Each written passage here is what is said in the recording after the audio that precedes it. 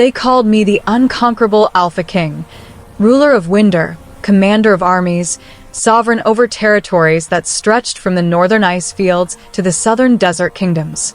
I could break men with a single command, could bend entire packs to my will with nothing but the weight of my dominance. I was feared, respected, obeyed, without question. But there was one battle I'd lost 23 times. One war I couldn't win no matter how much power I wielded. Every woman I'd ever tried to claim as mate had rejected me the moment they saw what I was hiding. Not my scars from battle.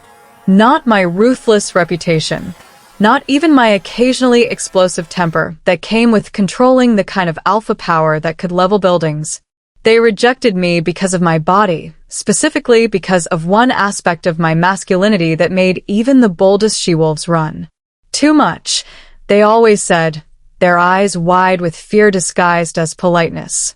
I'm sorry, Your Majesty, but I can't. It's just too much. You'd break me. 23 rejections. 23 humiliations where I'd open myself to the possibility of connection only to watch another woman flee. After the 23rd, I stopped trying. Stopped hoping. Accepted that some wolves were meant to rule alone, that being Alpha King of Winder meant power without partnership, authority without intimacy. I convinced myself I didn't need a mate. Didn't need the vulnerability that came with letting someone close enough to see all of me, the power, the control, and yes, the physical reality that made me too much for anyone to handle. Then Eleanor Stover crashed into my private courtyard at midnight, bloody and terrified and running from traffickers who'd been selling omegas like property. She collapsed into my arms, looked up at me with eyes that had seen too much violence, and instead of fearing my size or my dominance or my reputation, she whispered, "Please, I know you're the king. Everyone says you're dangerous, but I have nowhere else to run, and you're my only hope. Please don't send me back to them." And for the first time in my life, someone was running toward me instead of away. Someone was choosing me not despite what I was, but because of it, because my power meant protection, my strength meant safety, my size meant she could hide behind someone who wouldn't break. I should have sent her away. Should have kept my distance, maintained the isolation I'd built to protect myself from another rejection. But when she looked at me with desperate trust and called me my king instead of monster, I made a decision that would change everything. I chose to protect her, to keep her safe, to prove that being too much didn't mean being unlovable. It just meant I'd been waiting for someone brave enough to stay.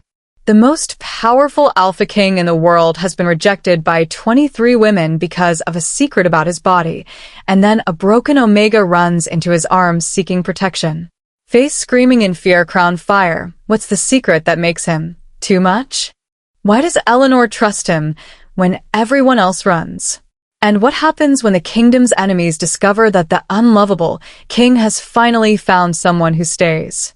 Hit that subscribe button because this story is about more than just size. It's about two people told they're wrong, proving that being different doesn't mean being unworthy of love. Plus, there's a murder conspiracy, and Eleanor is going to risk everything to save him. I'd stopped counting the days since Eleanor had chosen to stay. Stopped marking time by rejections and started measuring it by the small moments that proved she meant what she'd said. She wasn't running.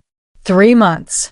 3 months since she'd looked at the physical reality that had sent 23 women fleeing and decided we'd figure it out together. 3 months of careful intimacy, patient exploration, and Eleanor proving that being too much just meant we needed more time, more trust, and more willingness to approach things differently than I'd attempted before. "You're thinking too loudly," Eleanor observed from where she sat reading in my private study. She claimed the chair by the window as hers, filled the space with her presence until my previously lonely chambers felt like home instead of just rooms. "I'm thinking about how different this is," I admitted. "How you're different from everyone else." "Because I'm smaller? Because I'm Omega?" She set down her book, giving me her full attention. "Or because I actually want to make this work instead of using your body as excuse to avoid trying?" "All of it. But mostly because you stayed when everyone else ran." I crossed to her, and she reached for my hand without hesitation. No fear, no uncertainty, just Eleanor choosing to touch me. The others saw me as problem to be solved or impossibility to be avoided. You see me as your mate who happens to come with logistical challenges. That's because I actually love you, Dale. The others were pursuing the Alpha King for political advantage. I'm choosing you, the man who saved me, who protected me, who treats me like I matter beyond just being a potential queen. Eleanor stood, and even with me sitting and her standing, we were nearly the same height. Also, for someone who's supposed to be too much, you're remarkably careful with me. Almost like you have perfect control despite what those other women claimed. She was right. The intimate aspects of our relationship that I'd been terrified would be impossible had been challenging but manageable. Eleanor's smaller size meant we had to be creative, patient, and extremely careful. But her trust in me, her willingness to communicate about what worked and what didn't, and her genuine desire to make things work had made the impossible merely difficult. I have control because you're worth the effort of maintaining it, I said honestly. Because losing control with you would mean hurting you, and I'd rather never touch you again than cause you pain. Which is exactly why this works. You care more about my well-being than your own pleasure. The others probably sensed you didn't actually love them and used your size as convenient excuse.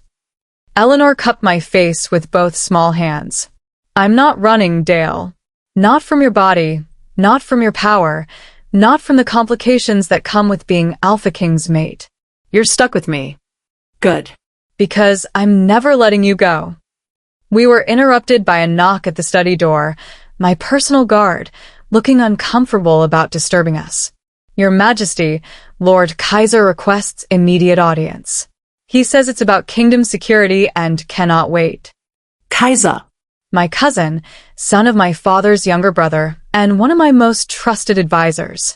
He'd been supportive since I became king, had helped manage territories when I'd been overwhelmed by new responsibilities, and had never questioned my authority or shown any sign of ambition for the throne himself.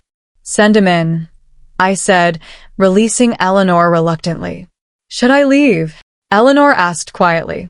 No. You're going to be my queen. You should hear what kingdom security issues entail. Kaiser entered with his usual efficient precision, 35 years old, ambitious but loyal, sharp-minded, and politically savvy.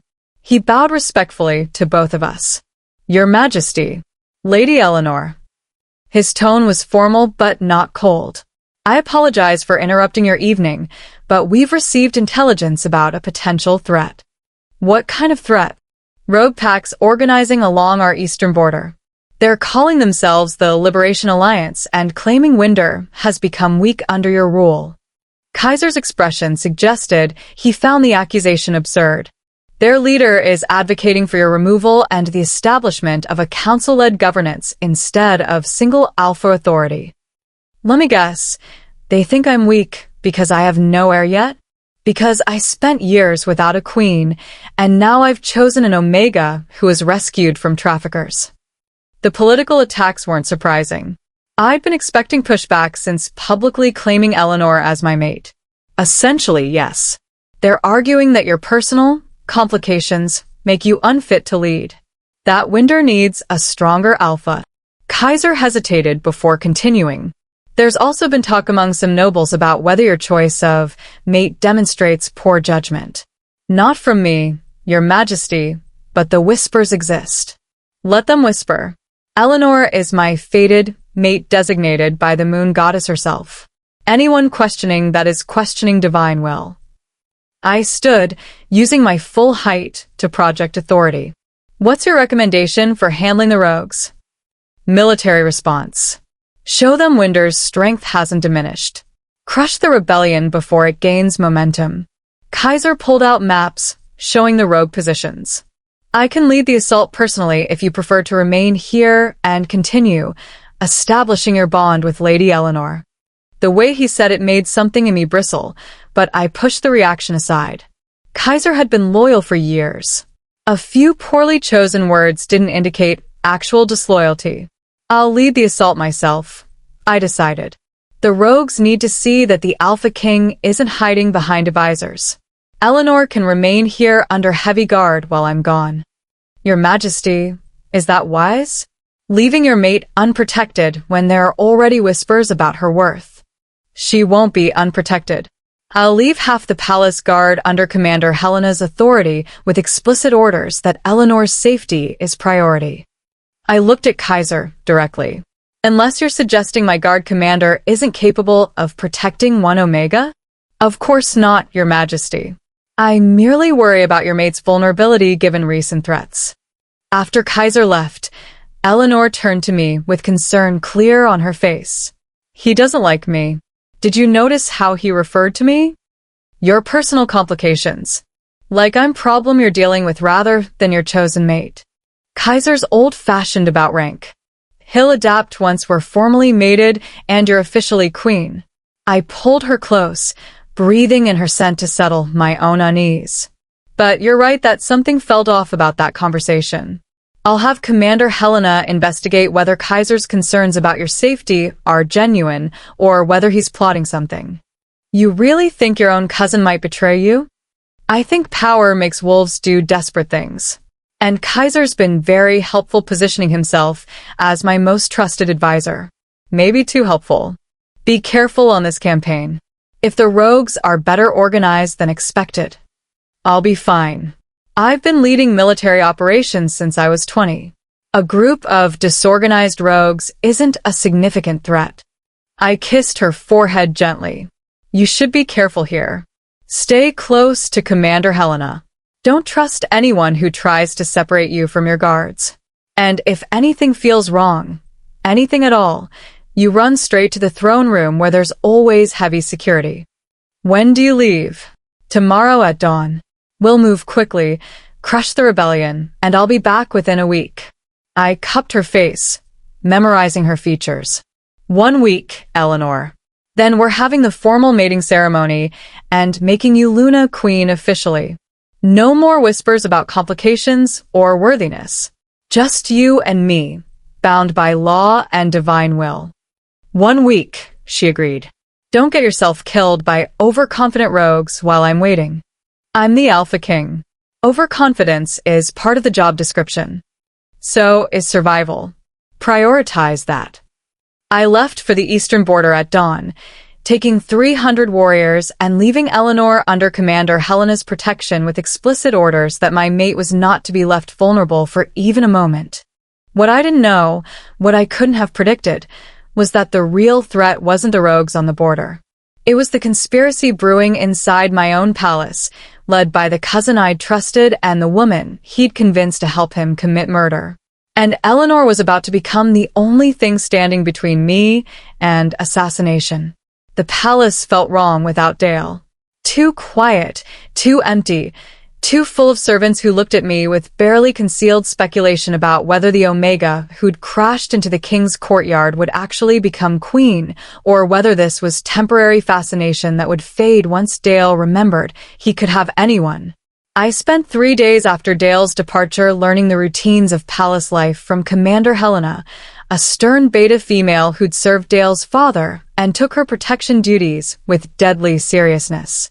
The king trusts very few people, Helena told me during one of our daily security briefings. You're one of them. That makes you a valuable target for anyone who wants to hurt him. You think someone would try to harm me to get to Dale? I think you're an Omega with no family, no political connections, and no pack backing. If someone wanted to weaken the king's position or force him into poor decisions, threatening you would be effective strategy. Helena's expression softened slightly. But that's why I'm here. Anyone who tries to reach you goes through me first. What about Lord Kaiser? Dale seemed concerned about his attitude toward me. Kaiser is complicated. He's been loyal to the throne for years, managed territories efficiently, advised the king well. But he's also ambitious and unmarried despite being perfect age to seek mate. That suggests he's waiting for something, either the right political advantage or the right opportunity. Helena paused. Stay away from him if possible. If he seeks you out, be polite but maintain distance. And never go anywhere private with him. I took her advice seriously. When Kaiser approached me the next morning in the palace gardens, I made sure Helena remained visible nearby. Lady Eleanor, Kaiser said with a bow that was respectful, but somehow condescending. I hope you're adjusting well to palace life. I'm learning. Commander Helena has been very helpful. I'm sure. Though I wonder if Dale, His Majesty, considered how difficult this adjustment might be for someone of your background. The pause before background was deliberate. Going from trafficking victim to Luna Queen is quite a leap. Some might say an impossible one. Some might say escaping traffickers and surviving 3 years of captivity demonstrates exactly the kind of strength a Luna Queen needs. I kept my voice level despite wanting to tell him exactly what I thought of his condescension. Dale seems to believe I'm capable. That's the only opinion that matters. Of course. Though the king's judgment has been questionable lately. Choosing an Omega mate after 23 rejections from more suitable women. Leading military campaigns personally when he could delegate. Trusting people who may not have his best interests in mind. Kaiser's smile didn't reach his eyes. I worry about him, Lady Eleanor. Worry that his personal complications are affecting his ability to rule effectively. Then perhaps you should focus on supporting your king instead of questioning his choices. Helena appeared at my shoulder, her presence a clear warning. Lady Eleanor has duties to attend to.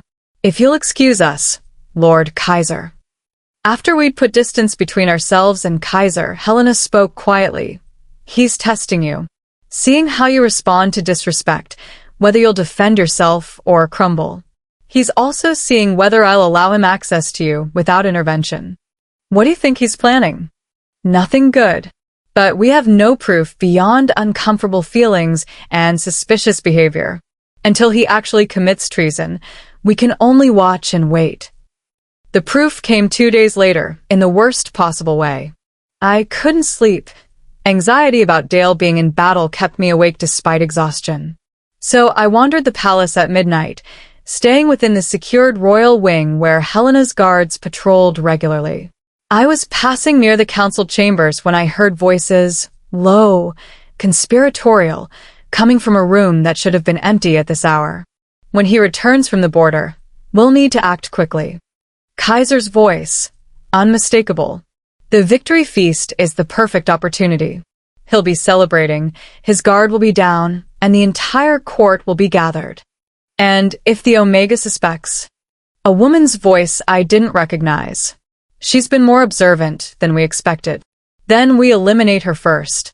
Make it look like she died from delayed effects of her trafficking trauma. Dale will be devastated, potentially unstable, and we strike while he's vulnerable. With both of them dead, the throne passes to me as closest male relative. My blood ran cold. They were planning to murder Dale. To kill him during the victory feast and blame it on what? Poison? Assassination by the defeated rogues? The thornwood poison is already prepared, the woman continued. Tasteless, odorless, acts within minutes of consumption. He'll drink the victory wine, give his speech, and collapse before he can identify the source. By the time the healers respond, he'll be beyond saving. And the Omega? I'll handle her personally. She trusts the palace servants, trusts that she's safe here. One poison meal, and she'll never wake up. Simple, clean, and easily attributed to her trauma finally catching up with her. I backed away from the door as quietly as possible, heart pounding so hard I was certain they'd hear it. They were going to murder Dale. Murder me. Take the throne through assassination. And they planned it so carefully that no one would suspect until it was too late. I ran back to my chambers, barely making it inside before panic overwhelmed me. Dale was 3 days away on the eastern border, celebrating what he thought was his victory over the rogues. He had no idea his cousin was preparing to poison him the moment he returned. I needed to warn him. Needed to get word to him before the feast, before Kaiser's plan could be executed. But how? The borders were being monitored by Kaiser's people. Any message I sent through official channels would be intercepted. Any guard I asked to carry a warning might be working for the conspirators. I needed to go myself. Needed to run to Dale and warn him in person before he could return to the palace and drink poisoned wine. The problem was the only route to the eastern border led through the Thornwood Forest, miles of dangerous territory filled with predators, hostile rogues, and deadly plants that would kill unwary travelers. No one crossed the Thornwood alone. It was suicide for anyone, let alone a small Omega with no survival training. But Dale was going to die if I didn't try. Was going to drink poison and collapse, was going to trust the cousin who'd been planning his murder. So, I made my choice. I'd survived 3 years of trafficking. Idea escapat impossible uts. I could survive the Thornwood if it meant saving my mate. I gathered supplies quickly. A small pack with food, water, a knife I barely knew how to use, and the warmest cloak I could find. I left a note for Helena explaining what I'd overheard and where I was going, then slipped out of my chambers through the servant passages Kaiser wouldn't think to monitor. The Thornwood Forest loomed ahead of me as I reached the palace gates, dark and foreboding and absolutely my only option. I ran into the trees just as the sun was rising and prayed to the moon goddess that I'd survive long enough to reach Dale before Kaiser's poison could. Eleanor just overheard a murder plot. Kaiser is planning to poison Dale during the victory feast and frame Eleanor's death as trafficking trauma. Now she's running through the deadly Thornwood Forest to warn him before he comes home and drinks the poison wine. Hit subscribe because the next chapter covers Eleanor's desperate journey through predator-filled forest, Dale's fury when he realizes his mate is in danger, and the race against time to stop the assassination before the feast. Also, Kaiser is about to learn what happens when you threaten the Alpha King's fated mate. The Thornwood Forest lived up to its reputation within the first hour. I'd been scratched by plants whose thorns burned like acid, nearly stepped on a viper that would have killed me in minutes, and gotten turned around twice because the trees blocked out the sun and made navigation nearly impossible. But I kept running, kept pushing forward despite exhaustion, despite fear, despite my body screaming that I wasn't strong enough for this. Dale was going to die if I didn't reach him. That was more important than my own survival. The forest predators found me around midday. I smelled them before I saw them. Wolves, but not pack wolves. Rogues, territorial and aggressive and viewing me as either threat or prey. 3 of them circled me, their growls promising violence.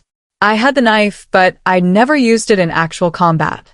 I was an Omega who'd survived through being small and quiet and unremarkable, not through fighting. I'm not here to challenge your territory, I said, keeping my voice steady despite terror. I'm just passing through to reach the eastern border. My mate is the Alpha King, and there's a plot to murder him. I need to warn him before he returns to the palace. The largest rogue laughed.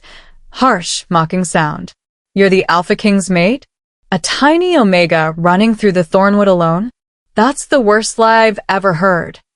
It's not a lie. Dale Almanza is my fated mate. His cousin Kaiser is planning to poison him during the victory feast.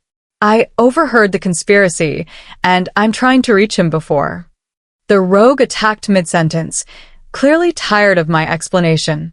I dodged on instinct, pure survival training from 3 years in trafficking, and swung the knife wildly. By sheer luck, it connected, blade catching the rogue across his shoulder, drawing blood. Not a killing blow, but enough to make him hesitate.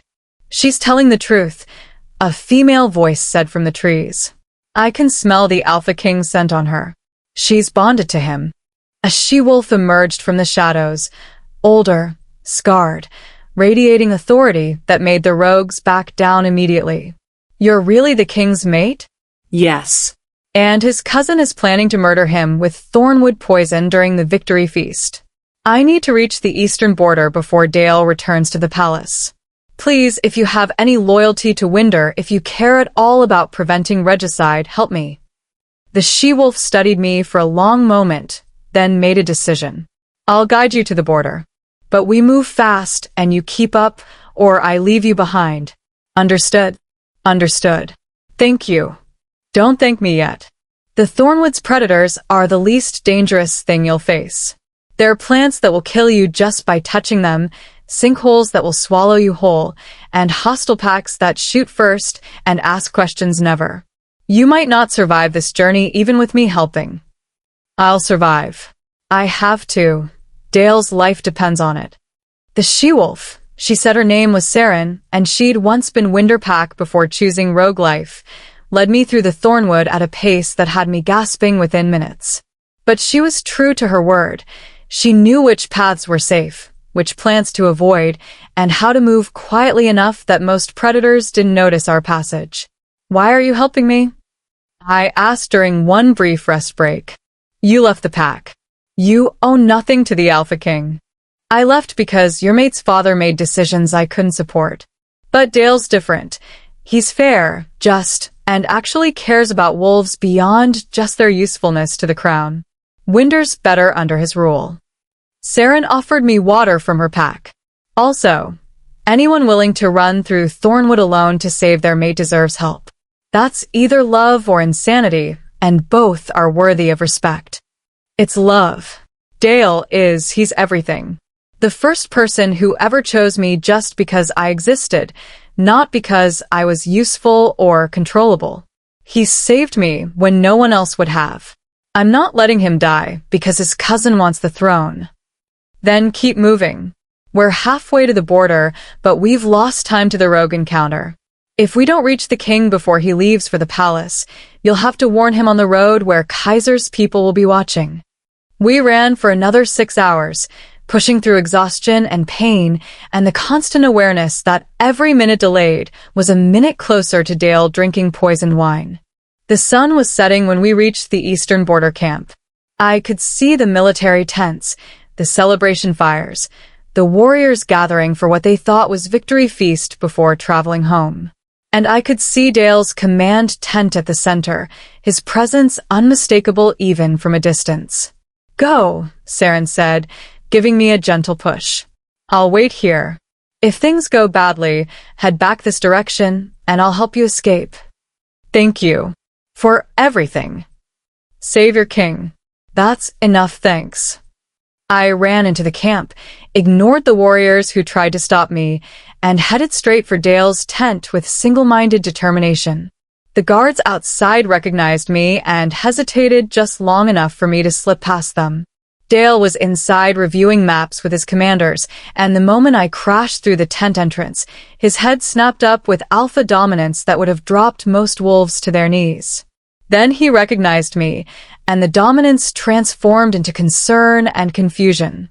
Eleanor? What are you? Why are you here? How did you? He was across the tent in seconds, his hands gentle on my face despite the obvious alarm. You're covered in blood. You're injured. What happened? Kaiser. I gasped, my lungs burning from hours of running. Your cousin. He's planning to murder you. Thornwood poison in the victory feast wine. I overheard him and his conspirator, a woman I couldn't identify. They're going to kill you the moment you return to the palace, and they're planning to kill me too, so there are no witnesses and Kaiser can take the throne as closest male relative. The commanders erupted in protest and questions, but Dale's focus was entirely on me. You ran through the Thornwood forest alone to warn me? It was the only way to reach you before the feast. Official messages would have been intercepted. I had to come myself even though. I swayed suddenly, exhaustion and adrenaline crash hitting simultaneously. Dale caught me before I could fall, his arms secure and careful despite his obvious panic. Get the healers. Now. And someone find whoever guided her through the forest, because she absolutely didn't survive the Thornwood alone. I had help. A she-wolf named Saren.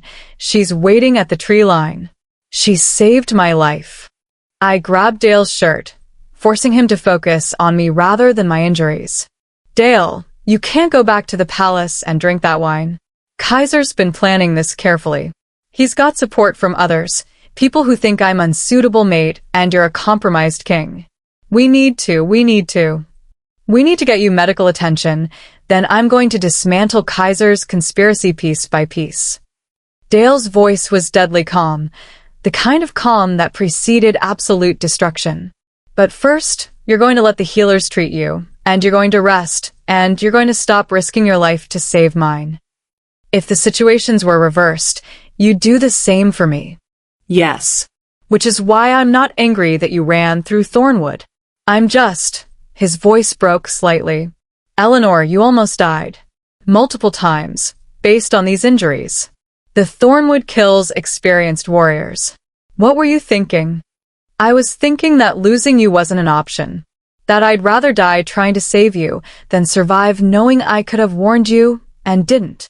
I met his eyes despite how much my body hurt. You're my mate, Dale. My choice. The first person who ever saw me as valuable beyond what I could provide. I wasn't going to let your cousin murder you without a fight. You're the bravest, most reckless, most incredible wolf I've ever met. Dale kissed my forehead gently. And you're never running through deadly forests alone again. That's a direct order from your Alpha King. Then stop having cousins who plot to poison you, and I won't need to. Despite everything, he laughed, sharp bark of sound that held relief and terror and love all mixed together. Fair point. Now, let the healers work while I plan exactly how Kaiser is going to pay for threatening what's mine. The healers treated my injuries while Dale gathered his commanders and began strategizing.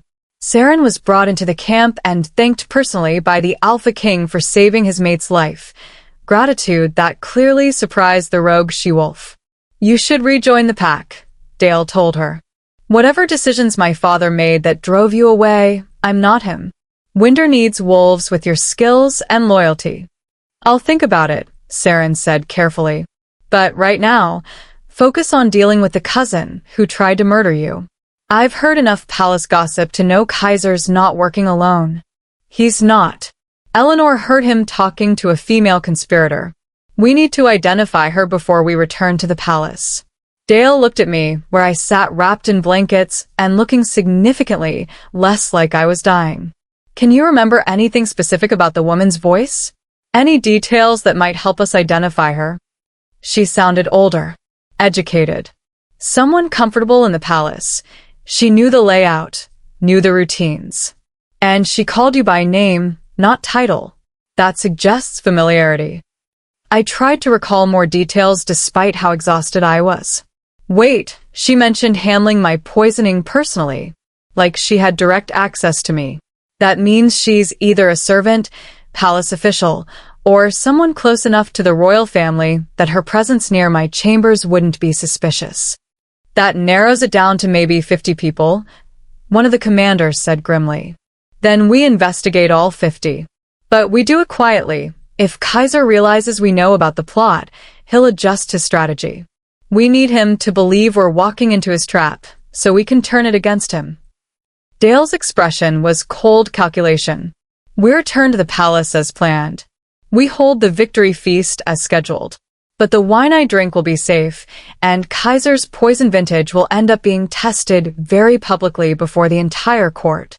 That's risky, another commander warned.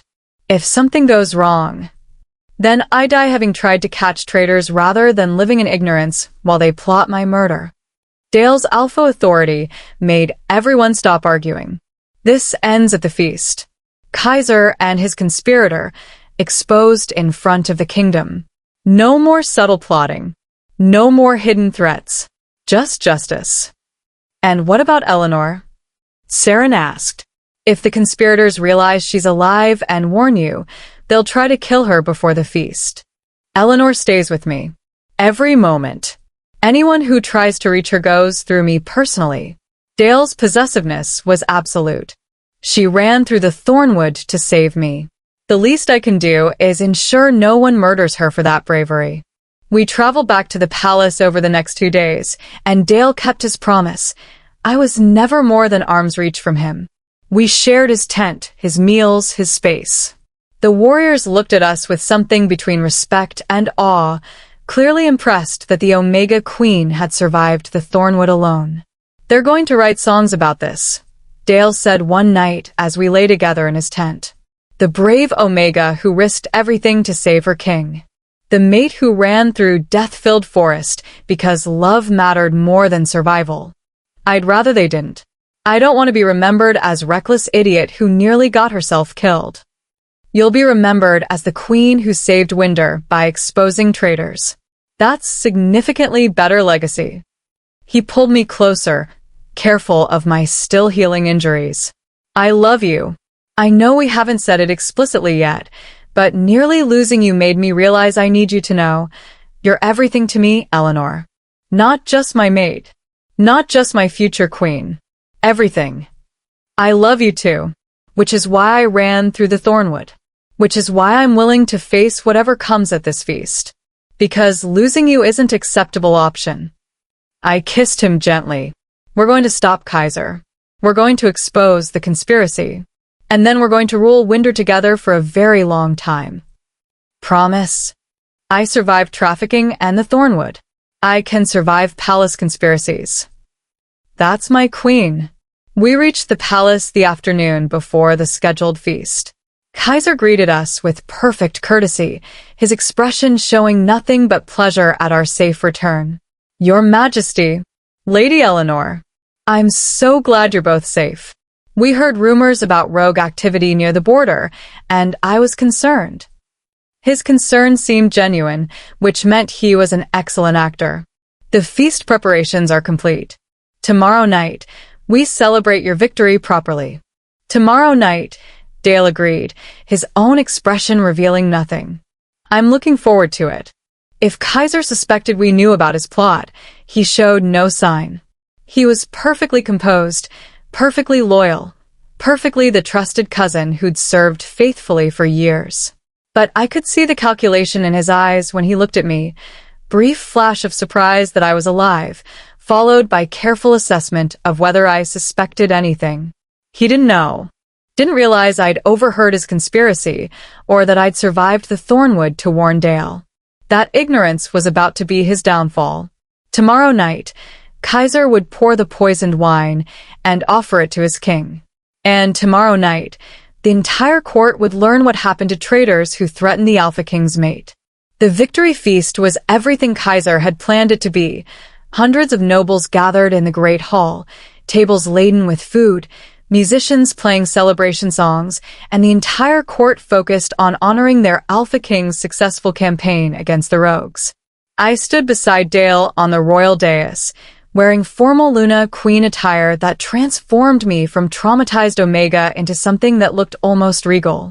The nobles whispered about me, some approving, some skeptical, all of them wondering whether the king's unusual choice of mate would survive the political pressures of court. They had no idea they were about to witness something far more dramatic than social politics. Are you ready? Dale murmured, his hand finding mine beneath the table. Terrified, but ready. I squeezed his fingers.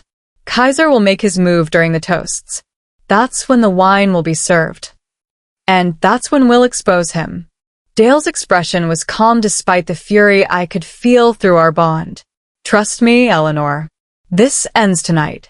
Kaiser stood from his place at the high table, raising his goblet for the traditional toast to the victorious king. Your Majesty, the court wishes to honor your triumph over the rogue threat. You've proven once again why Winder thrives under your leadership. The court applauded. Servants moved through the hall distributing wine to everyone present. I watched carefully, noting which servant approached our table. A young woman I'd seen in the kitchens, someone who'd seemed friendly enough during my time in the palace. Was she the conspirator? The woman who'd planned to poison me while Kaiser handled Dale? Thank you, cousin, Dale said, accepting the goblet from the servant without drinking. Your support during the campaign was invaluable. I couldn't ask for a more loyal advisor. I simply served the throne as my father did before me. Kaiser raised his own goblet. To the Alpha King. May his reign be long and prosperous. To the Alpha King, the court echoed. Everyone drank. Everyone except Dale, who held his goblet but didn't raise it to his lips. And Kaiser, whose eyes tracked the king's stillness with increasing concern. Your Majesty? Kaiser said carefully. You haven't tasted the victory wine. No, I haven't. Dale set the goblet down deliberately. I've been thinking about poison lately. Specifically, about thornwood poison, tasteless, odorless, acts within minutes of consumption. Fatal if not treated immediately. The hall went silent. Nobles exchanged confused glances, clearly uncertain where their king was going with this. Thornwood poison is quite rare, Dale continued, his voice carrying across the suddenly still room. Difficult to obtain, harder to prepare correctly. One would need detailed knowledge of toxic plants and access to the Thornwood forest itself. Not something your average criminal could acquire. Your Majesty, I don't understand. Kaiser's confusion looked genuine. I think you do. Because 4 days ago, my mate Eleanor overheard you and your female conspirator planning to poison me with that exact substance during this feast. Dale's alpha dominance flooded the room, forcing everyone except me to their knees in submission. She ran through the Thornwood forest alone, injured, nearly dying, to warn me about your treason. So I'm very curious, cousin, why is the wine you just encouraged me to drink laced with Thornwood poison? Kaiser's expression shifted from confusion to cold calculation. You have no proof. Just the word of an Omega who is held by traffickers and might be experiencing trauma-induced delusions. I have her testimony, which is enough for accusation. But you're right that proof would be better. Dale gestured to Commander Helena, who'd been waiting near the hall entrance. Commander, if you would. Helena entered with 2 prisoners in custody, the kitchen servant who delivered the wine, and another woman I recognized from palace administration. Lady Paloma, one of the court's senior advisors. These 2 confessed to conspiracy to commit regicide, Helena announced formally.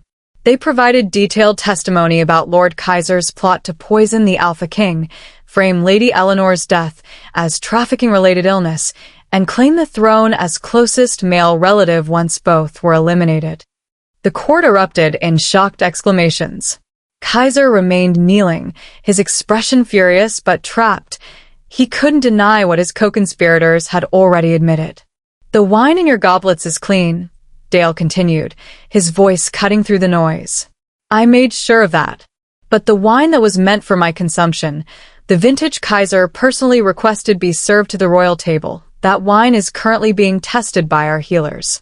I suspect they'll confirm it contains lethal amounts of Thornwood poison. Would you like to wait for those results, cousin? Or would you prefer to confess now? Kaiser's jaw tightened, but he said nothing. Nothing to say? Then let me say something instead. Dale stood, using his full height and alpha authority to dominate the room. You tried to murder your king. You conspired to poison the mate the moon goddess designated for me. You plotted to steal the throne through assassination rather than earning authority through merit. These crimes carry a single punishment under Winder law, death by execution. You're making a mistake, Kaiser finally said, his voice cold. I would have been a better king than you. You're compromised by your physical complications, by your inappropriate choice of Omega mate, by your personal weaknesses. Winder needs stronger leadership. Winder needs a king who doesn't murder his rivals, Dale interrupted flatly. Who doesn't poison loyal subjects. Who doesn't conspire with traitors to steal power he can't earn legitimately. You've demonstrated exactly why you're unfit to lead. You're not strong.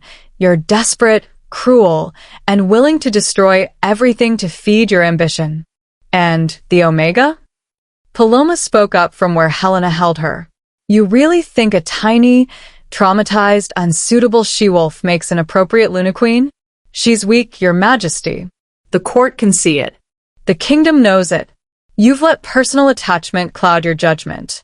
Eleanor ran through the Thornwood forest alone to save me, Dale said, his voice dropping to something more dangerous. She risked her life, faced predators and deadly plants and hostile territory, and survived through sheer determination to warn me about your conspiracy. You call that weak? I call that stronger than anyone else in this hall, including most of my warriors. She's not unsuitable. She's exactly the Queen Winder needs. Someone who understands survival, who values loyalty, who would sacrifice herself to protect those she loves. That's strength, Lady Paloma. Real strength, not the posturing dominance you mistake for power. The hall was completely silent now. Every noble watching, processing, understanding that their king had just offended his Omega mate before the entire court. The executions happen at dawn, Dale continued.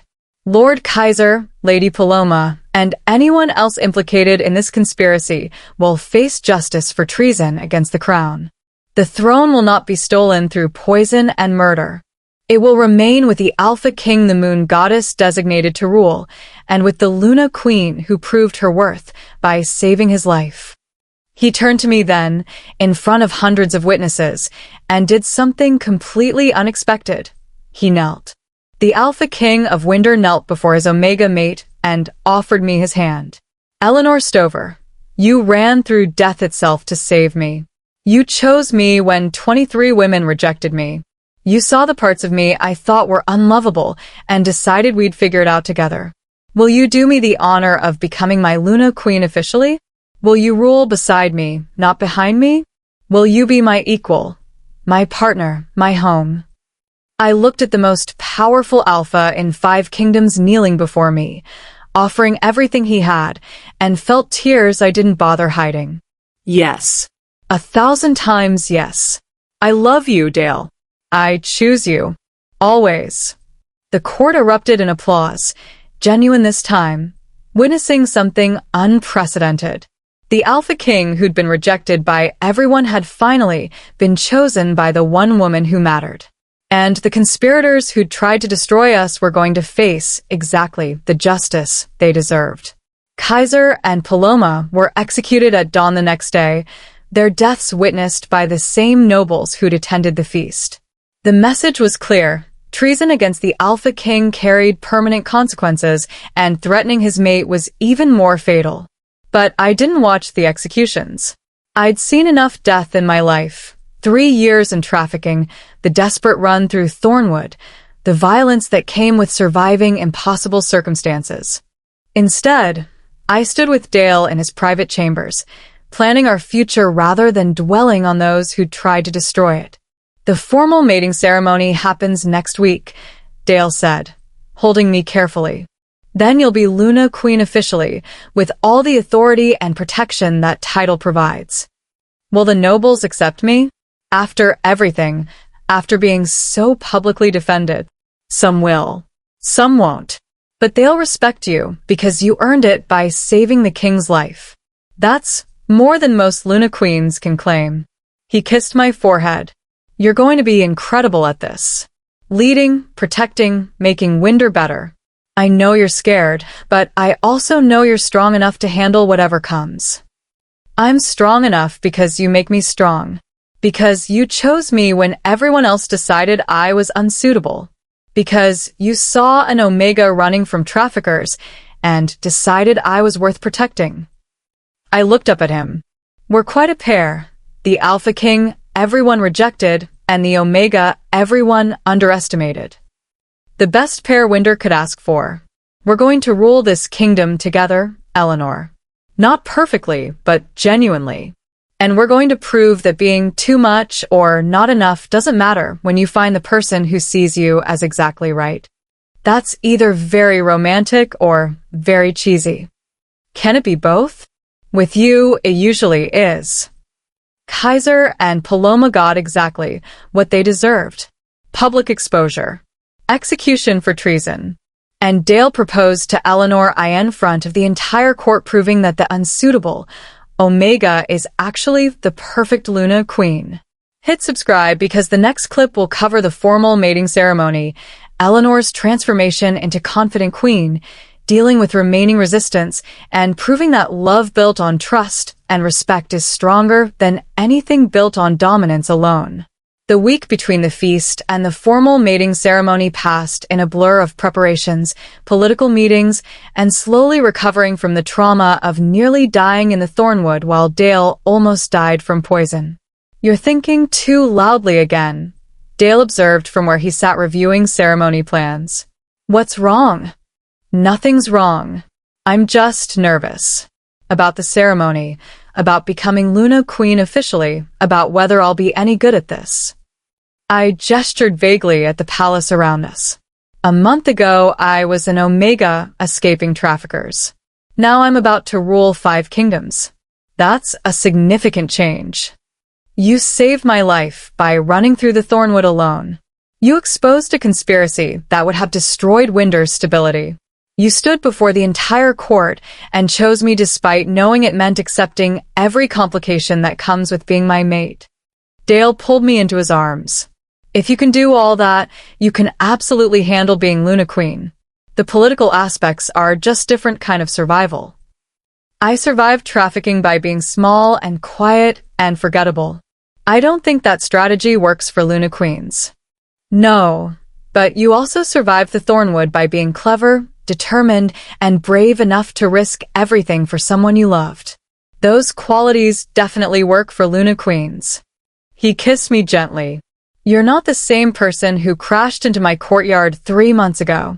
You've changed, grown, become stronger. Trust that strength. The mating ceremony happened at sunset in the palace's grand temple, massive space filled with hundreds of witnesses, all of them gathered to watch their alpha king finally claim a mate after 8 years of rejections. I wore traditional Luna Queen regalia, white silk gown embroidered with silver thread, crown of moonstones that caught the light, jewelry that marked me as Dale's chosen mate and Winder's co-ruler. The clothing transformed me from small Omega into something that looked powerful despite my size. Dale wore matching regalia, the Alpha King's formal attire that emphasized his already intimidating size and made him look every inch the conquering warrior king. But his eyes when they found me were gentle, full of love that had nothing to do with dominance or power. You're beautiful, he said as I joined him at the altar. Absolutely breathtaking. You're not bad yourself. Very regal. Slightly terrifying. Exactly what an alpha king should look like. I try. The high priest began the ceremony with traditional words about mate bonds, divine will, and the sacred responsibility of ruling together. But Dale had requested modifications, changes that acknowledged our unusual circumstances and emphasized partnership rather than possession. Alpha King Dale Almanza, the priest intoned formally, do you claim Eleanor Stover as your fated mate, designated by the moon goddess, and your equal in all matters of governance and authority? Ida. Eleanor is my mate, my equal, my queen. What power I hold, she holds.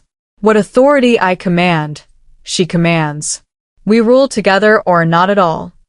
The court murmured. That wasn't traditional phrasing. Most alpha kings claimed their mates as possessions, as property that enhanced their power. Dale was claiming me as equal, which was unprecedented. Eleanor Stover, the priest continued, do you accept Dale Almanza as your fated mate and partner in ruling Winder? Do you swear to lead beside him, not behind him, and to use your authority to protect and serve this kingdom? Ida. Dale is my mate, my choice, my king. I will rule beside him, protect Winder with him, and prove that strength comes in many forms.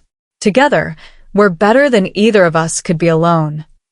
Then, by the authority vested in me by the moon goddess herself, I declare you bonded as mates and co-rulers of Winder. May your reign be long, just, and blessed with heirs who inherit your combined strength.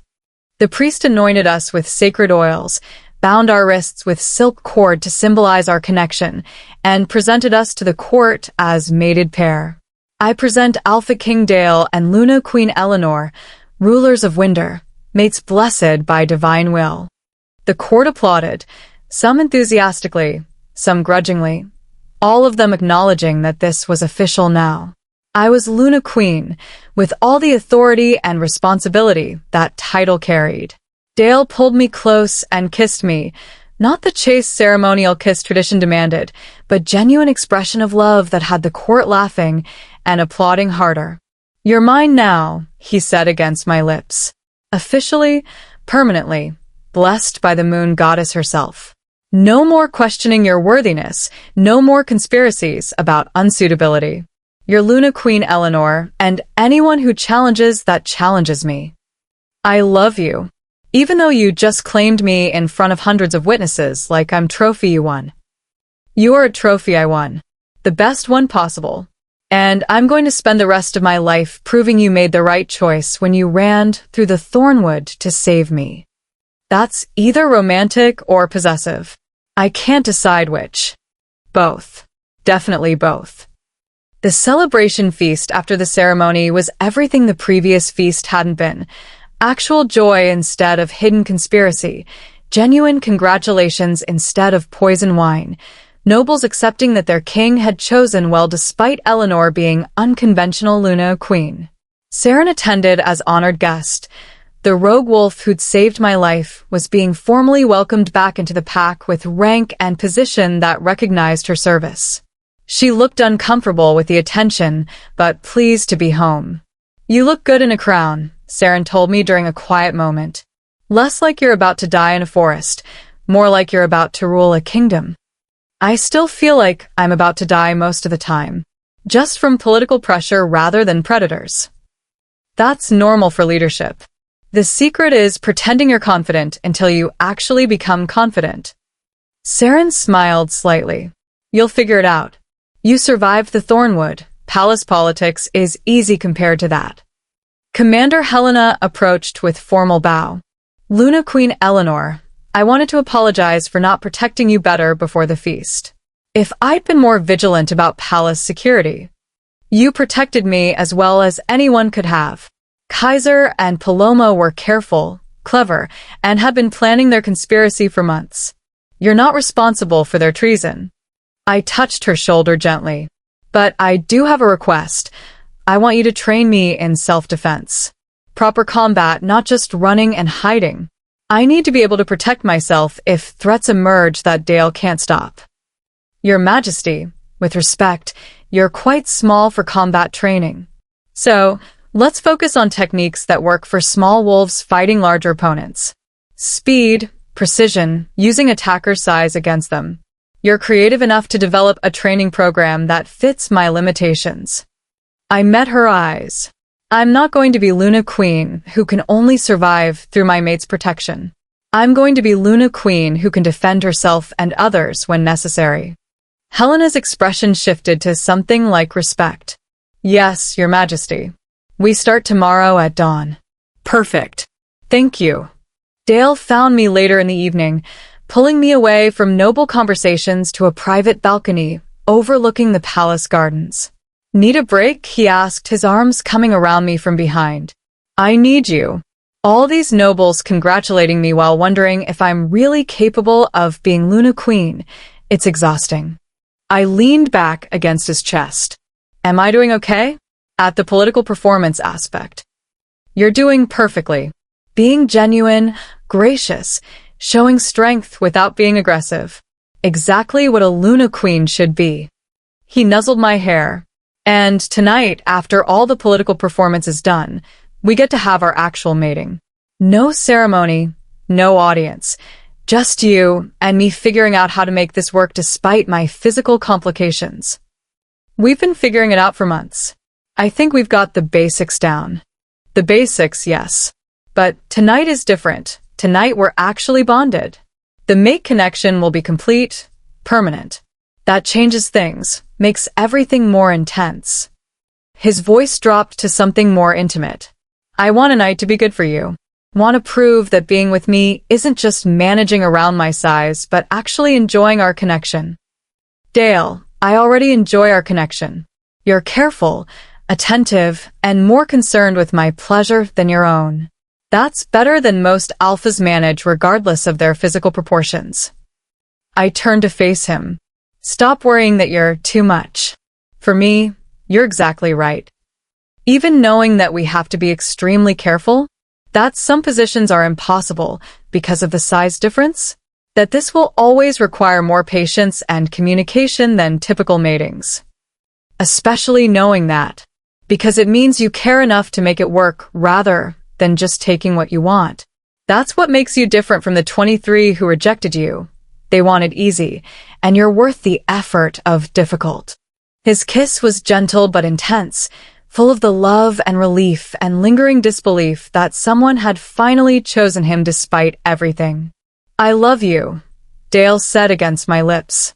"Thank you for choosing me, for running through the thornwood, for standing beside me at the feast, for becoming my Luna Queen. Thank you for seeing me as more than just my physical complications. I love you too. Thank you for saving me from traffickers, for protecting me, for proving that being too much just meant you were waiting for someone brave enough to stay. Thank you for being exactly who you are." We spent the rest of the evening fulfilling the mating bond properly. The private aspect that tradition demanded happened the night of the ceremony. And Dale was right that being officially bonded changed things, made the connection more intense, created permanent tie between us that couldn't be broken. But the physical aspects weren't dramatically different from what we'd been building for months. We'd already learned how to make our size difference manageable, already developed the patience and communication that made intimate connection possible despite Dale's disproportionate endowment. What was different was the certainty. The absolute knowledge that this was permanent, that we'd chosen each other not just emotionally, but through divine recognition, that the moon goddess herself had designated us as perfect matches despite the world thinking we were unsuitable. "We did it," Dale said hours later, both of us exhausted and satisfied and bonded in every possible way. "We're actually mated. Officially, permanently, blessed by divine will and witnessed by the entire kingdom. We did. And now we get to rule Winder together for a very long time." I curled against him, feeling the bond hum with contentment, though I'm still terrified of the actual governance aspects. We'll figure it out together, just like we figured out everything else, with patience, communication, and willingness to admit when we need help. His arms tightened around me protectively. "You're not alone in this, Eleanor. We're partners. Equals. What challenges come, we face them together." "Partners," I agreed. "Equals. The Alpha King everyone rejected and the Omega everyone underestimated, proving the world wrong about what makes a good match. Sounds like perfect foundation for legendary reign. Or complete disaster. Time will tell. I'm betting on legendary. That's because you're optimistic." "No, that's because I have you, and you make everything possible." 3 months into my reign as Luna Queen, I'd learned several important things. First, palace politics were exhausting and required constant attention to prevent nobles from manipulating situations for personal advantage. Second, ruling required making decisions that would anger someone regardless of what I chose. Third, being small and Omega didn't mean being weak. It just meant people underestimated me until I proved otherwise. That third lesson became critical when a delegation from the Southern Territories arrived to assess Winder's stability under its new Luna Queen. "They're testing you," Commander Helena warned before the meeting. "Seeing if you're actually capable of leadership or if you're just Dale's chosen mate without real authority. Show weakness, and they'll use it against Winder in future negotiations." So, basically, I need to be impressive while also not being so aggressive they view me as threat? Exactly. Politics is about balance, strength without aggression, confidence without arrogance, authority without cruelty.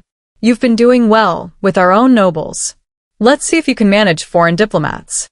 The Southern delegation arrived with 4 representatives, all of them experienced politicians, all of them clearly skeptical about an Omega Luna Queen who'd come from trafficking rather than noble bloodlines. Luna Queen Eleanor, their leader, an older beta male named Lord Garrett, said with bow that was technically respectful, but somehow condescending, "We're honored to meet you and assess Winder's stability for our reports to the Southern Councils." Lord Garrett, "Welcome to Winder. I understand you have concerns about our kingdom's governance under new leadership." I kept my voice level, projecting confidence I didn't entirely feel. "Concerns is strong word. Questions, perhaps. Your rise to Luna Queen was unconventional. The Southern Territories want assurance that Winder remains strong and stable under Alpha King Dale's rule and your partnership." Our strength was demonstrated when we exposed and executed a conspiracy to murder the king. Our stability is evidenced by 3 months of successful governance without major crises. What specific questions do you have that those facts don't answer? Direct. I like that. Garrett smiled without warmth. Very well, direct questions then. You were held by traffickers for 3 years before the Alpha King claimed you. Some say that trauma makes you unsuitable for leadership, that you're too damaged to handle the pressures of ruling. How do you respond to those concerns? Dale tensed beside me. He'd promised to let me handle the diplomacy, but clearly wanted to defend me from the implied insult. I squeezed his hand under the table, silently asking him to trust me. I respond that trauma doesn't make someone unsuitable for leadership. It makes them intimately familiar with suffering, which creates empathy that privileged leaders often lack. I understand what it means to be powerless, which makes me better equipped to protect those who can't protect themselves. My past isn't weakness. It's perspective that improves my governance. Interesting philosophy. Though some might argue that leaders should be strong, not empathetic. Leaders should be both. Strength without empathy creates tyrants. Empathy without strength creates doormats. I'm learning to balance both, using my experiences to inform decisions while also developing the authority necessary to enforce those decisions. I met his gaze directly despite how much smaller I was. You're testing whether I'll crumble under pressure or defend myself. I'm choosing defense. Does that answer your question about my suitability? Garrett looked surprised. Clearly he'd expected either tears or aggression, not calm assertion of my value. It does. Though I have more questions about your specific qualifications. My qualifications are that I'm the Alpha King's fated mate, designated by the moon goddess herself. I saved his life by running through the Thornwood Forest alone when conspirators plotted his murder. I've spent 3 months learning governance from experienced advisors while also implementing reforms to protect vulnerable wolves in Winder's territories. I may not have noble bloodlines or decades of political experience, but I have determination, intelligence, and genuine care about the kingdom I'm helping rule. That's enough qualification. And if I were to suggest that Alpha King Dale's choice of mate demonstrates poor judgment, that his previous rejections by more suitable women indicate he was desperate rather than selective. That crossed the line. I could defend myself all day, but insulting Dale's judgment was a different matter. I would suggest, I said, my voice dropping to something more dangerous, that you're confusing suitable with noble born. The 23 women who rejected my mate did so because they valued comfort over effort, because they decided physical challenges weren't worth attempting to overcome. That doesn't make them suitable. It makes them quitters who prioritized convenience over connection. I chose Dale despite every difficulty, despite knowing our size difference would require constant adaptation, despite understanding that being Luna Queen meant accepting complications most rulers avoid. That's not desperation. That's choosing someone worth the effort of loving them. The room had gone very quiet. Dale was radiating pride through our bond, clearly pleased with my defense despite having asked me to handle diplomacy carefully. You defend your mate fiercely, Garrett observed. That's either admirable or concerning depending on whether that fierce defense translates to good governance. It translates to protecting what's mine, my mate, my kingdom, the wolves I'm responsible for. If that concerns you, perhaps the Southern Territories should reconsider whether they want strong allies or weak ones who'll be manipulated easily. Are you threatening me, Luna Queen? I'm clarifying that Winder's strength comes from our leadership partnership, not from whether I meet your expectations of what Luna Queens should be. Challenge that partnership at your own risk. Garrett stared at me for a long moment, then did something unexpected. He laughed. Genuine amusement rather than mockery. You're fiercer than you look. I like that. The Southern Territories appreciate strength, even when it comes in small packages. He stood, signaling the meeting was ending.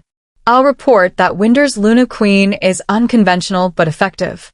That should satisfy our council's concerns about stability. After the delegation left, Dale pulled me into his arms with obvious relief. You were magnificent. Defended yourself, defended me, defended our partnership, and made it clear that underestimating you is a dangerous mistake. That's exactly what Luna Queen should do. I was terrified the entire time. Thought I'd say something wrong and create a diplomatic incident. You didn't. You were perfect, strong without being aggressive, confident without being arrogant, defending what matters without overreacting to petty insults. That's political mastery, Eleanor. You're better at this than you realize. Or I'm just stubborn enough to refuse letting foreign diplomats imply I'm unsuitable. That stubbornness is what makes you the perfect Luna Queen. Keep that. Use it every time someone questions your authority. The months that followed established a pattern. Nobles and foreign delegations would test me. I'd prove myself through intelligence and determination, and gradually the whispers about my unsuitability decreased. Not completely. There would always be wolves who thought an Omega from a trafficking background couldn't possibly be good Luna Queen. But enough nobles and diplomats were convinced that I started having actual authority rather than just borrowed power from being Dale's mate. I also continued training with Commander Helena, learning combat techniques designed for small wolves fighting larger opponents. The training was brutal. Helena showed no mercy despite my size, but it was effective. I'd never been a warrior queen like some Lunas, but I could defend myself adequately, and that was enough. You're getting faster, Helena observed after one particularly intense session. Smaller wolves need speed to compensate for their strength disadvantage. You're learning to use your size as asset rather than limitation. Because you keep throwing me across the training room when I'm too slow. Exactly. Pain is an excellent teacher. Helena smiled slightly, rare expression from the normally stern commander. Your Majesty, I wanted to say, you've exceeded every expectation I had when you first arrived. I thought you'd be another noble who wanted queenship without understanding the work it required. Instead, you've proven yourself through action rather than just words. That's worthy of respect. Thank you. That means a lot coming from you. Don't let it go to your head. You're still getting thrown across the training room tomorrow. Wouldn't expect anything else. That evening, Dale found me soaking in a bath designed to ease training bruised muscles. He sat beside the tub with obvious amusement. Helena says you're progressing well in combat training. Also that you swore at her in 3 languages when she disarmed you during sparring. She deserved it. She keeps using my size against me. That's the point. Learning to defend yourself when opponents are larger and stronger.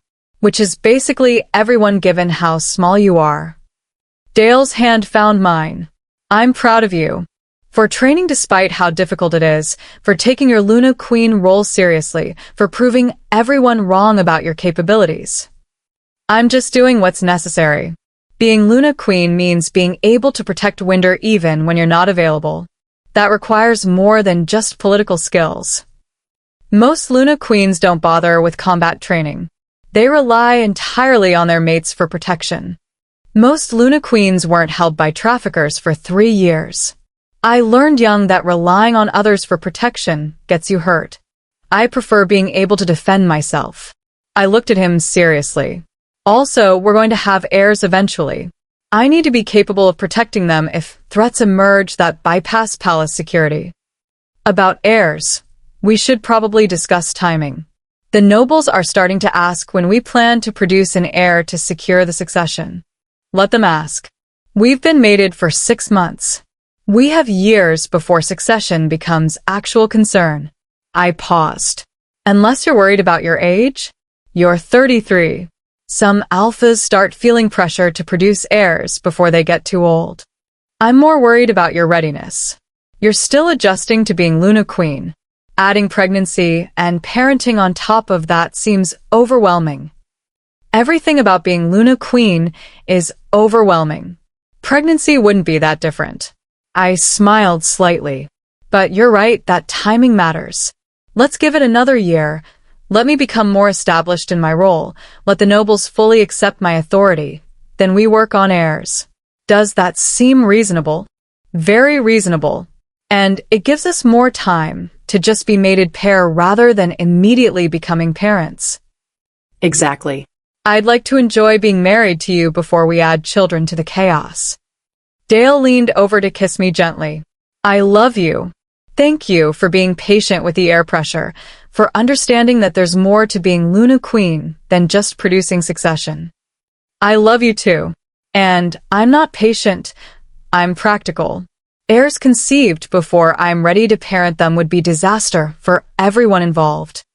That's why you're going to be excellent mother when the time comes. You actually think about what children need rather than just treating them as political necessity. That's a low bar for parenting. You'd be surprised how many royal parents fail to clear it. A year after our mating, the pressure about heirs had increased to the point where I couldn't ignore it anymore. Nobles asked constantly, foreign delegations mentioned it in diplomatic meetings. Even some of the palace servants looked at me with concern that I hadn't produced an heir yet. They think there's something wrong with me. I told Dale during one of our private conversations that I'm infertile or that our size difference makes pregnancy impossible. The whispers are getting louder. Then we addressed them directly, announced that we're actively working on producing an heir, that there's no medical issue, and that the timeline is our decision rather than their concern. Dale's frustration with the constant questions was obvious. Though, if you're not ready yet, we can tell them to wait longer. Your readiness matters more than their timeline. I think I'm ready. Or as ready as I'll ever be. I took his hand. I want children with you, Dale. Want to build a family, want to give Winder heirs who inherit our combined strengths. The timing feels right now. I'm established as Luna Queen, the kingdom is stable, and we're secure enough in our relationship that adding children won't destroy us. You're sure? Pregnancy is going to be complicated given your size. Everything about us is complicated. Pregnancy is just one more challenge we'll figure out together. I smiled at his concern. Besides, the healers say I'm physically capable despite being small. It'll require careful monitoring and probably early delivery, but it's possible. That's enough. So we stopped preventing pregnancy and started actively trying to conceive, which, given how carefully we'd been avoiding it for a year, happened faster than expected.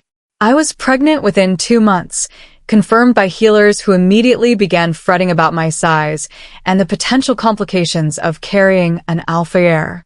Your Majesty, with respect, your frame is quite small for pregnancy, the head healer said with obvious concern. Carrying Alpha King Dale's child will put significant strain on your body. We'll need to monitor closely and may need to deliver early if complications develop. I understand. Do whatever's necessary to ensure both my health and the baby's safety. I looked at Dale, who was radiating protective anxiety through our bond. We expected complications. We'll manage them.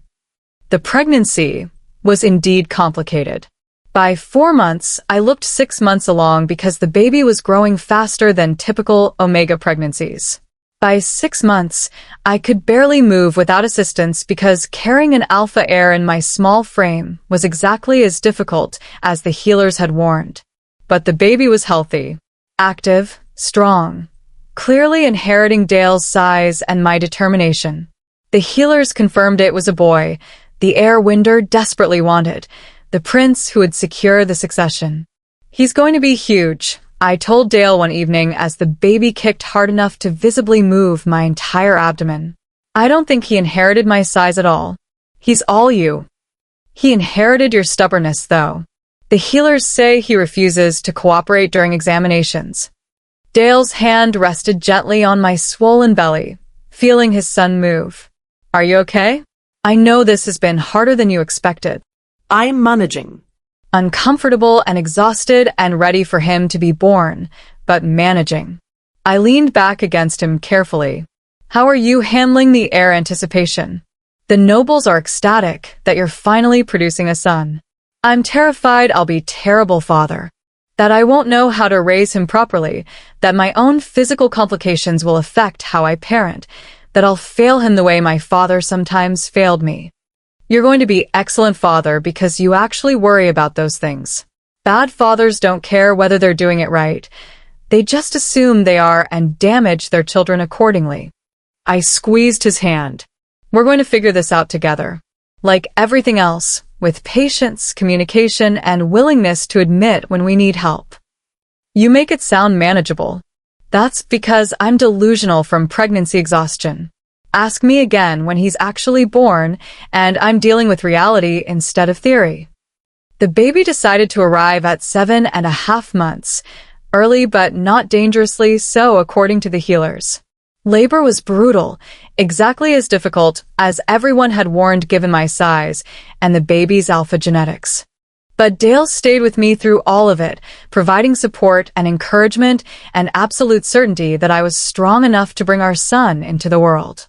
You can do this, he kept saying, his voice steady despite the fear I could sense through our bond.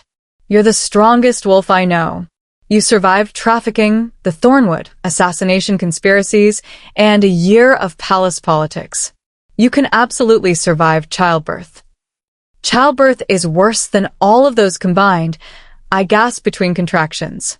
Remind me why we thought having children was a good idea. Because you wanted to build a family, and I wanted to give you everything you asked for. Next time listen when I say I want something difficult. Say no occasionally. Not how a relationship works. You want something, I make it happen regardless of complications. That's a terrible relationship dynamic. And yet here we are. Our son was born just after midnight, a massive baby who is definitely inheriting his father's size, with dark hair and storm gray eyes that already looked like they'd command submission someday. He's perfect, Dale said, his voice breaking with emotion as he held our son for the first time. Eleanor, he's absolutely perfect. He's huge. I just gave birth to a child the size of a 3-month-old. That's not perfect. That's excessive. He inherited my size. That's genetics, not excess. Your genetics are excessive. We've established this. Dale laughed despite the tears on his face. Thank you. For giving me this, for surviving the pregnancy and delivery, for making me a father when I thought I'd never have family. Thank you for everything. Thank you for staying with me through labor instead of doing the traditional alpha thing and waiting outside. That probably violated about 12 protocols. Let them be violated.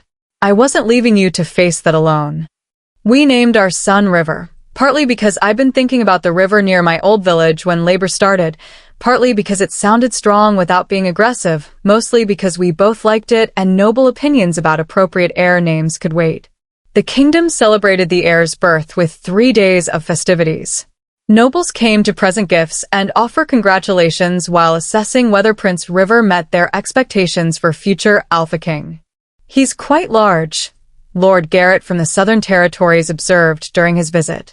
Clearly inheriting Alpha King Dale's physical traits. That will serve him well in future. He's also inheriting my stubbornness and Eleanor's intelligence, Dale said proudly. So he'll be large, smart, and completely ungovernable. Should be interesting. Sounds like an excellent foundation for leadership. The Southern Territories are pleased with Winder's succession security. After weeks of visitors and celebrations, we finally had privacy to just be new parents figuring out how to care for an alpha heir who seemed determined to make parenting as complicated as possible. He doesn't sleep, I said after the 4th night in a row of minimal rest. Normal babies sleep 16 hours a day. Our sleeps maybe 8 and spends the rest of the time demanding attention. He's alpha. Alpha babies are notoriously difficult because they're constantly asserting dominance even as infants. Dale looked exhausted but happy despite the sleep deprivation. My father used to tell stories about me screaming alpha commands as a baby whenever I wanted something. River's probably doing the same. Your son is already trying to dominate the palace. This is going to be so much fun when he's older. That's sarcasm, right? So much sarcasm. But despite the exhaustion and complications and constant demands of parenting an alpha heir, I'd never been happier. We'd built something real, marriage based on genuine love rather than political convenience, family created through choice rather than obligation, life that was difficult but meaningful.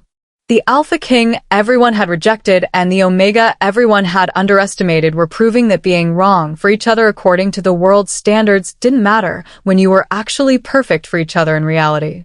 5 years after River's birth, Winder had transformed into something I barely recognized from the kingdom I'd crashed into while running from traffickers. We'd implemented Omega protection laws throughout all territories. We'd reformed the justice system to better address trafficking and exploitation. We'd created educational programs so wolves from all backgrounds could access opportunities previously reserved for nobility. And we'd built a family. River was 5 years old, with a 3-year-old sister named Marina who'd inherited my size and her father's stubbornness in equal measure. Both children were handful in their own ways. Both were clearly going to be forces to be reckoned with when they grew up, and both made every difficult moment worth it. Mama, River won't share the training sword, Marina complained, appearing in my study with the indignant fury only a 3-year-old could manage. He says I'm too small for weapons training, but you're small, and you do weapons training, so that's not fair. You're 3. River started training at 5. That's why he has the training sword, and you don't yet. But I want to train now. I know you do. But 2 more years won't hurt, and by then you'll be stronger and better able to handle weapons safely. I pulled her onto my lap carefully. Besides, River didn't start training because he wanted to. He started because your father insisted. You'll probably enjoy it more if you wait until you're actually ready rather than forcing it too early. Did you wait until you were ready? No, I started training when I was already Luna Queen because I needed to be able to defend myself. But that was different circumstances. Because you were held by bad wolves who hurt you? Yes. Marina knew the broad strokes of my past, not the traumatic details, but enough to understand that I hadn't always been Luna Queen. Sometimes bad things happen that require us to learn skills we wouldn't need otherwise. But you're growing up safe and protected, so you can wait until proper age for training. Okay, but when I'm 5, I get my own training sword. Not River's old one, my own. Deal.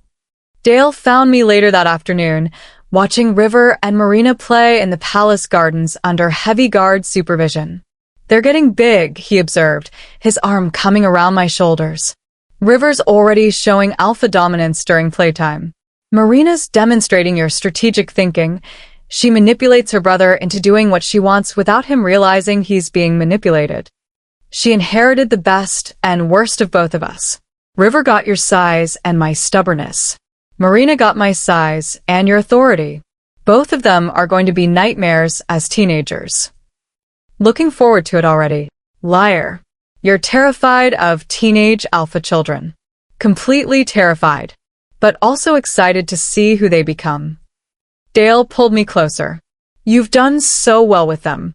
Being mother while also being Luna Queen, managing both roles without letting either suffer. I'm proud of you. I'm just surviving day to day and hoping I'm not damaging them permanently. That's what all good parents do. Worry constantly about potential damage while trying their best. The bad parents think they're perfect and damage their children through arrogance. You've mentioned that before. I'm starting to think you had a difficult relationship with your own father. He wasn't a bad father exactly, just distant. Focused on preparing me to be Alpha King without much attention to preparing me to be a person first. I'm trying to do better with River and Marina, raise them as people who happen to be heirs rather than heirs who happen to be people. You're succeeding. Both of them adore you, trust you, feel safe with you. That's what matters most. We stood together watching our children play, 5 years of marriage and 2 heirs later, and I reflected on how different my life was from what I'd expected that night I'd crashed into Dale's courtyard. I'd thought I was running toward safety.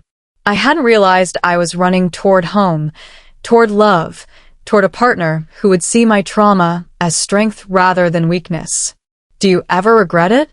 Dale asked quietly, clearly thinking along similar lines. Choosing me? The complications that came with being my mate, the difficulties of adjusting to palace life, the constant scrutiny about whether you're suitable Luna Queen. Never. Not once. I turned to face him fully. You saved me from traffickers, protected me when I had nowhere else to go, chose me when 23 women had rejected you. You proved that being too much physically didn't mean being unlovable. It just meant you were waiting for someone who valued you enough to make it work. How could I possibly regret that? Because it's been hard. The pregnancy complications, the political pressures, the constant questioning of your authority. Everything worthwhile is hard. Easy relationships built on convenience fall apart when actual challenges emerge. We've built something strong because we chose each other despite every difficulty, not because of avoiding difficulties. I cupped his face gently. I love you. I love our life, our children, the kingdom we're building together. The hard parts are just proof we're committed enough to work through them. I love you too. Thank you for staying when everyone else ran. Thank you for seeing me as more than just my physical complications. Thank you for giving me everything I'd stopped believing I could have. Thank you for proving that broken Omegas can become effective Luna Queens. That trauma doesn't mean weakness. That choosing the wrong person according to society's standards can create the strongest partnership possible. River interrupted our moment by crashing into Dale's legs, demanding attention with all the subtlety of a 5-year-old alpha heir. Papa. Mana. Marina says I have to share my training sword, but Commander Helena gave it to me specifically, so why should I share? Because your sister wants to train too, and part of being a good leader is sharing resources with those who need them, Dale explained patiently. Also because if you don't share willingly, your mother and I will enforce sharing, and you'll like that option even less. But it's mine, and someday the entire kingdom will be yours. Will you refuse to share that too? Or will you learn now that leadership means providing for everyone under your authority? River considered this with the serious expression he used when actually thinking rather than just being stubborn. If I share the sword, will Marina train with me? So, I'm not training alone. If she wants to, yes. Though she's younger, she might not keep up with your lessons. That's okay. I can teach her the stuff I already know while Commander Helena teaches me new stuff. That sounds like an excellent compromise, I said, proud of my son for working out a solution. Go tell your sister you've decided to share. She'll be thrilled. After River ran off, Dale looked at me with obvious amusement. He's going to be impossible in about 10 years. Stubborn, strategic, and convinced he's always right. He inherited that from both of us. We have no one to blame but ourselves. True. But at least he's learning compassion alongside stubbornness.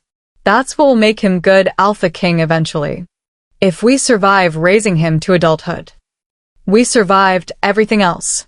Teenage Alpha Heir is just the next impossible challenge. 10 years after our mating, we held a formal celebration, not for any specific milestone, just marking a decade of building something real from desperate circumstances. The celebration was smaller than our mating ceremony had been, just close friends, loyal advisors, and the children who'd made our family complete. River was 10 now, already training seriously with Commander Helena and showing signs he'd inherit his father's tactical brilliance. Marina was 8, clever and determined and absolutely refusing to be overshadowed by her larger, older brother. 10 years, Dale said during his toast to the assembled guests. 10 years since Eleanor crashed into my courtyard running from traffickers and changed everything. 10 years of building a partnership that everyone said was unsuitable, the Alpha King who'd been rejected 23 times and the Omega who'd been held captive and traumatized. We've proven that being wrong for each other according to the world's standards meant nothing when we were actually perfect for each other in reality. 10 years of proving stubborn determination can overcome any obstacle, I added, standing beside him. Of learning that size differences and past trauma don't prevent building something strong. They just make you more creative about solutions. of transforming a kingdom while also building a family and somehow surviving both challenges. To Luna Queen Eleanor, Commander Helena called out, raising her glass, who ran through the thornwood forest to save her king, who survived palace conspiracies and diplomatic testing, who proved that strength comes in many forms. Winder is better because she chose to stay when running would have been easier. To Alpha King Dale, serenaded, the rogue wolf who'd saved my life was now one of my closest advisors, who saw an Omega running from danger and chose protection over convenience, who proved that being too much physically didn't mean being unlovable, just meant waiting for someone brave enough to stay. To both of them, River said with all the seriousness a 10-year-old could manage. My parents, who are weird and stubborn and make everything complicated, but also taught me that love means working through complications rather than avoiding them. I'm going to find a mate exactly like that when I'm grown up. That's either touching or concerning, Dale muttered, but his pride in our son was obvious. The celebration continued into the evening, full of stories about the past decade, speculation about the future, and grateful acknowledgement that we'd built something lasting. Later, alone in our chambers, Dale pulled me close and just held me. No words necessary, just the comfort of being together after 10 years of facing everything as partners. Thank you, he finally said. For everything. For staying, for building this life with me, for giving me children and love and purpose beyond just ruling. Thank you for seeing me as more than my physical complications. Thank you for saving me from traffickers. For protecting me when I had nowhere else to go. For proving that trauma doesn't make someone unworthy of love. It just means you need a patient partner willing to work through healing together. I looked up at him. We've built something remarkable, Dale. A marriage based on genuine love, a family created through choice, a kingdom transformed through reforms we implemented together. That's a legacy worth celebrating. And we're not finished yet. 20 more years, 30, 50, however long we have, we keep building. Keep improving Winder. Keep raising our children. Keep proving that being unsuitable, according to others, means nothing when you're perfect for each other. 50 years of you seems excessive, but also perfect. Everything about me is excessive. You knew that when you chose me. And I chose you anyway. Best decision I ever made. Second best. First was running into my courtyard that night. That was desperation, not decision. Desperate decisions that work out count as good decisions retroactively. I laughed, the sound feeling lighter than it had in years. We'd survived everything: trafficking, conspiracies, political pressures, complicated pregnancies, parenting alpha heirs. We'd built a life that shouldn't have worked according to everyone's expectations. But it did work. Because we'd chosen each other despite every obstacle, because we'd committed to making it work regardless of complications, because love built on trust and respect was stronger than anything built on convenience or tradition. The Alpha King everyone had rejected had found his perfect mate in the Omega everyone had underestimated. And together, we'd proven that being too much or not enough didn't matter when you found someone who saw you as exactly right. 20 years later, I stood in the palace courtyard, the same place where I'd crashed through a gap in the wall 20 years ago, bloody and terrified and running from traffickers. The gap had been repaired years ago, but we'd left a marker, small memorial to the night that changed everything. Mama, why are you looking at that stone again? Marina asked, appearing beside me. She was 23 now, serving as Winder's diplomatic liaison and brilliant at it. You've told us the story 100 times. I'm remembering. How scared I was that night, how certain I was going to die, how running toward the Alpha King was the last desperate choice I had left. I touched the memorial stone gently. And I'm grateful that desperation led me to your father instead of to someone who would have turned me away. Papa never would have turned you away. He's too honorable for that. I know that now. Then I just knew he was powerful and I was out of options. I looked at my daughter. How are preparations going for River's coronation? Is he ready to become Alpha King? As ready as anyone can be to inherit that much responsibility. He's been training for this his entire life. He'll be fine. Marina paused. Though he's nervous about finding a mate. Keeps saying he wants what you and Papa have, partnership built on genuine love rather than political convenience. That's difficult to find when you're heir to 5 kingdoms. He'll find someone. Maybe not immediately, maybe not who anyone expects, but the moon goddess doesn't make mistakes with mate bonds. If River's meant to have a fated mate like his father did, she'll appear when the timing is right. What if she's unsuitable, like you were?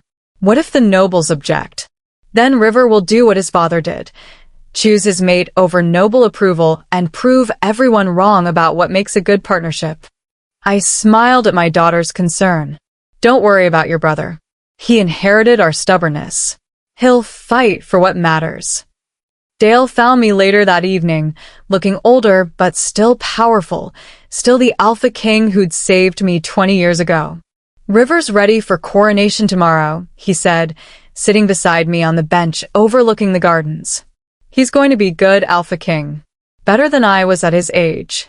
You were an excellent Alpha King at his age. Stop comparing. I was competent. River's going to be transformative. He's got your compassion and my tactical thinking. That combination will serve Winder well. Dale took my hand. Are you ready to step down as Luna Queen? To let Marina take that role while you and I finally get to just be a married couple without kingdom responsibilities. I'm ready. 20 years of ruling is enough.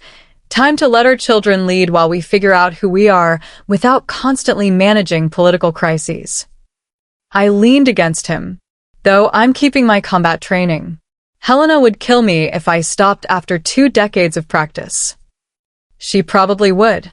She's very invested in your ability to throw opponents twice your size. It's a useful skill.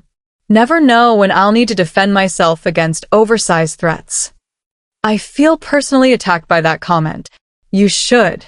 You're definitely an oversized threat. And you chose me anyway. 20 years later, and you're still making questionable decisions. Best questionable decision I ever made. We sat together watching the sunset, 20 years of marriage and 2 grown children later, and I marveled at how different my life was from what I'd expected that night I'd run into Dale's courtyard. I'd been running from traffickers. I'd found home. I'd been seeking safety. I'd found love. I'd been certain I was going to die. Instead, I'd built a life worth living. The Alpha King everyone had rejected and the Omega everyone had underestimated had proven the world wrong about what made a successful partnership. And our legacy would continue through our children, through the reforms we'd implemented, through the proof that being different didn't mean being unworthy of love. It just meant you were waiting for the right person to see your difference as strength. 20 years. 20 years of building something remarkable from desperate circumstances. And I do it all again, without changing a single moment. Because some things were worth fighting for. Some people were worth choosing despite every obstacle. And some love stories only worked because both people refused to give up when the world said they should. This was one of those stories. And it would inspire others for generations to come. And that's the complete story. Dale went from being rejected 23 times to finding his perfect mate in Eleanor. Eleanor went from trafficking victim to Luna Queen, who saved the kingdom. Together they proved that being too much or not enough doesn't matter when you find someone who sees you as exactly right. Yes. Eleanor crashing into Dale's courtyard seeking protection. The reveal of why 23 women rejected him. Eleanor running through the thornwood to warn Dale. The first exposure of Kaiser's conspiracy. Dale's public proposal making Eleanor his equal. River and Marina being absolutely handful children. 20 years of proving everyone wrong. What was your favorite moment? The courtyard rescue? The thornwood run? The conspiracy reveal? The proposal? Drop your favorites. Smash that like button if you loved the story of the unlovable Alpha King finding his perfect match. Subscribe for more werewolf romance with actual emotional depth, partnerships built on respect, and proof that being different is actually being perfect for the right person. Thanks for following Dale and Eleanor's journey from desperate protection to legendary love. Remember, sometimes the person everyone says is wrong for you is actually the only one who's right.